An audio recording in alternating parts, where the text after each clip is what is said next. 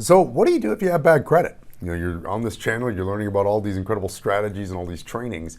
How can you take advantage of it if you have bad credit? How do you get to the point where you can actually start utilizing these strategies? We're gonna talk about that, and I'm gonna give you guys 3 things that you can start doing right away, even if you have bad credit, in today's training.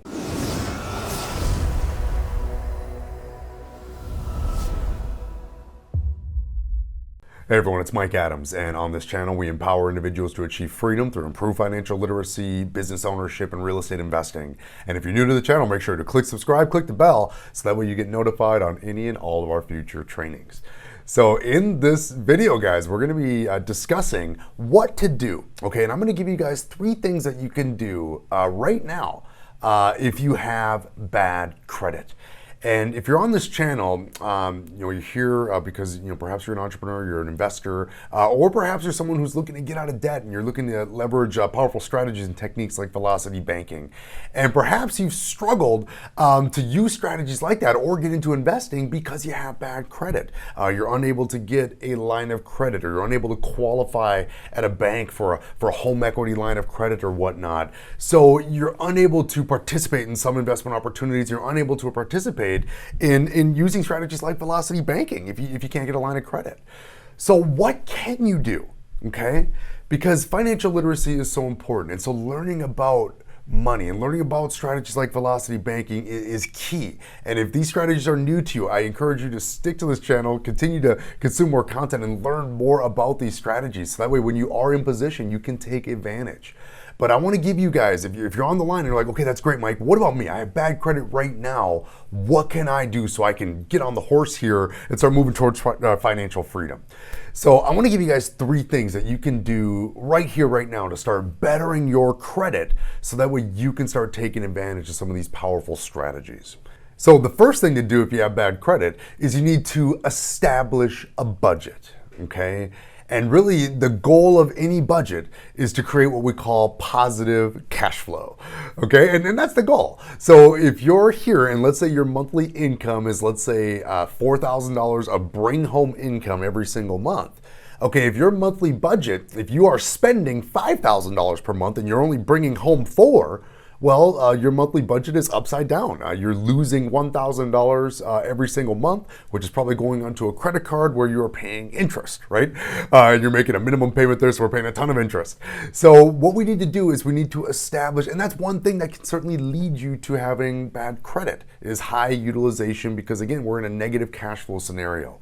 So we want to establish a budget where you can have positive cash flow. So whatever money it is that you bring in every single month, and I hate to use the old cliche, saying you need to live within your means, right? It sounds super old school, but it's true, okay? And here's the thing about that, right? If you're like, well, Mike, I don't like living within my means, I want to have a bigger lifestyle. Okay, we've had other videos on this channel where the key to cash flow is this, right? If you're making $4,000, you got $5,000 expenses, okay, your choice is this: either increase your income over that $5,000 or decrease your expenses. Those are the 2 ways that you would get yourself into a positive cash flow scenario. So the choice there is yours. You can either decrease the expenses or increase your income.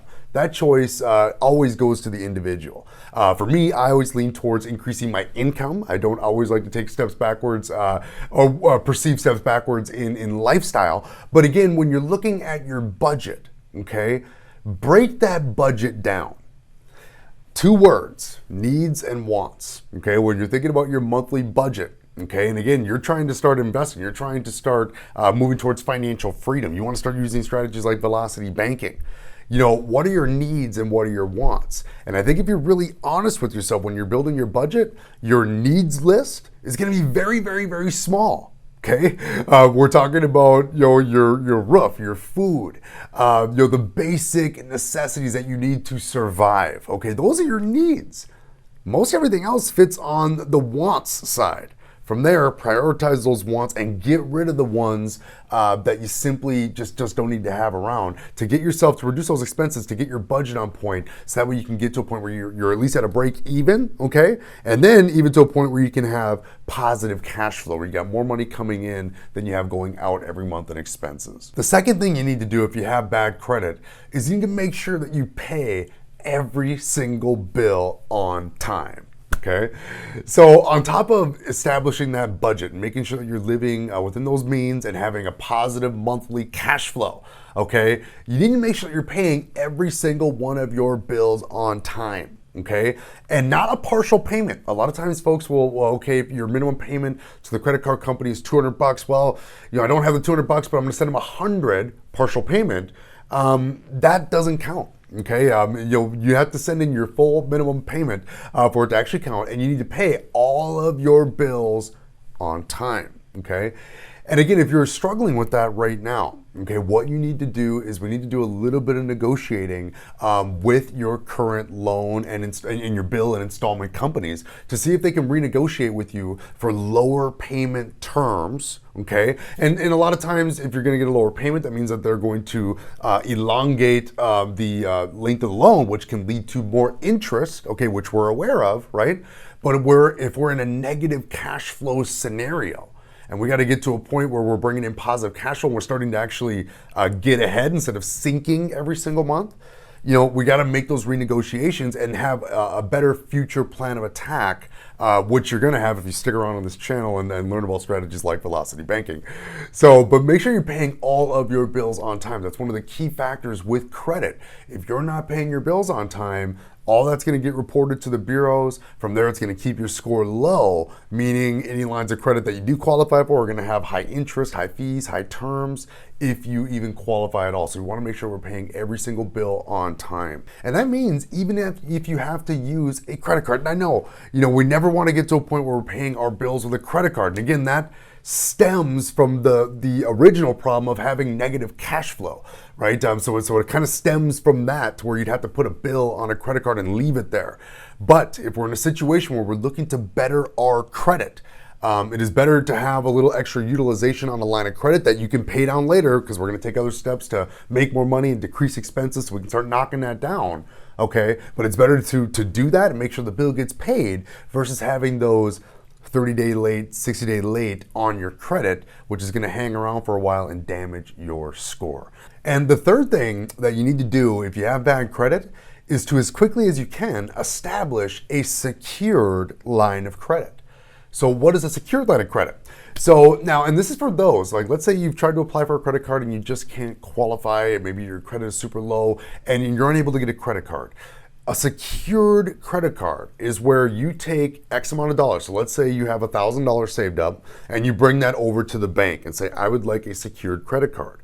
What they're going to do is they're going to take that $1,000 of yours and hold it in an account that you can't touch.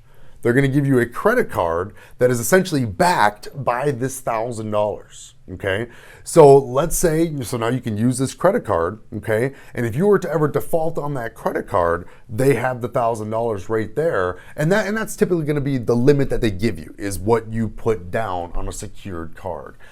And now, so you might be thinking, well, Mike, what's the point of that? I'm using my own money there, and that's not really like using a regular credit card. And you're right, it's not. It's a secured credit card. But again, right now with low credit, you're what's considered a credit risk. And so by putting your own money down, okay, and then utilizing this card, okay, and not defaulting on it, if you rack up, let's say $600 on it, you pay it down. Okay, that $1,000 that's sitting here as security never gets touched. Okay, and you make regular payments using that secured credit card and you pay it on time, that will increase your credit score.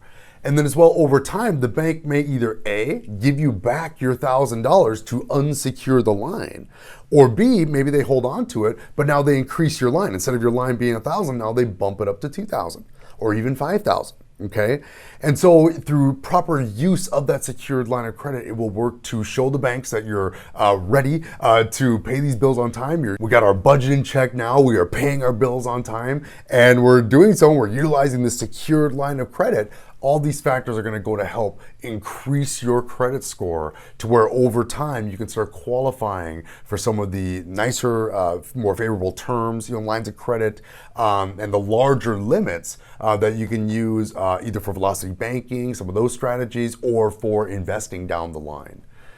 So either way, guys, those are 3 things that you can do to improve your credit, and 3 things that you can do right now and certainly need to do. If you have bad credit, again, establish that budget, make sure you're paying every single bill on time, and then from there, moving towards getting yourself a secured line of credit so you can utilize that and show the banks that you're ready to improve that credit score. Hopefully you found value in this training. If you did, make sure to give it a comment, give it a like below. I will see you in the next video.